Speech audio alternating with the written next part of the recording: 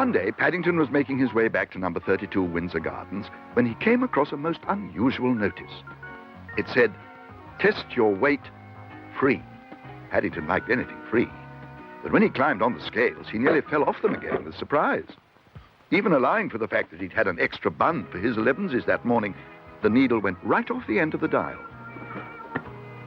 He was about to go on his way when he caught sight of yet another notice. This time it said, "You have a weight problem? Don't delay. Come in today."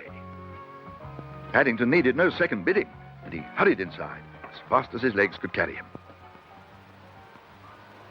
"Excuse me," he announced. "I've come about my problem." "Oh, really? I'm not sure if we're taking on any bears at present. How many pounds did you have in mind?" Paddington peered inside the secret compartment of his suitcase. "I think I could manage 5 pounds," he said, "especially if I go without buns for a week."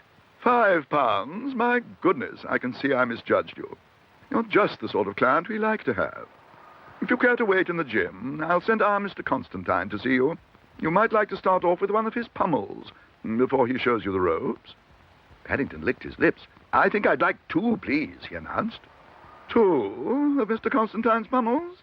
Are you sure? "Quite sure," said Paddington firmly.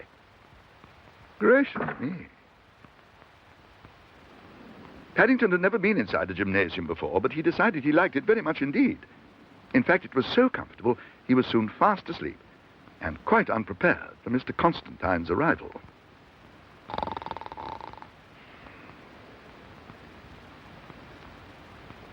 "Yeah, he's good, no?" "No," yelled Paddington. "You do not like my pummels? I thought you were going to have 2 lots. I try again." "No, thank you," cried Paddington. "I'd sooner you showed me the ropes, if you don't mind." "The ropes? Aha! You mean our special exercise machine? Please to climb on and fasten the belt around your middle. I will show you." That is good. I press the switch. So. "Ooh!" cried Paddington. "Help! Help!" Good, good. After this, you will have the hot steam bath treatment, followed by the ice-cold plunge. "Ooh! Help! Let me out!"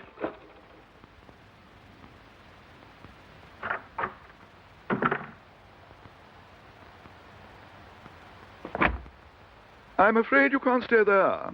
Someone may trip over you. Perhaps you'd like your lunch now?" "Yes, please. I'd like that very much, thank you." "Well, mind you don't spill any. We don't allow seconds." "Seconds?" exclaimed Paddington. "I haven't even had any firsts yet." "Think yourself lucky. You've got carrot juice," said the receptionist. "Some people only get hot water." 5 pounds, exclaimed Paddington bitterly. 5 pounds for a pummel and a spoonful of carrot juice? I didn't mean 5 pounds in money. I meant 5 pounds in weight. Besides, this is a health centre, not an hotel. Doesn't sound very healthy to me, said Paddington. It doesn't sound very healthy at all. Paddington gave the scales a very hard stare as he came out of the building. And then he made a surprising discovery. His weight was back to normal. But with his shopping basket on wheels, the needle went off the dial again. I think, he said, addressing the world in general, they ought to have scales in every street. People might not spend so much on their shopping then. And he dipped his paw into a large jar of marmalade and ate some, just to even things up a bit.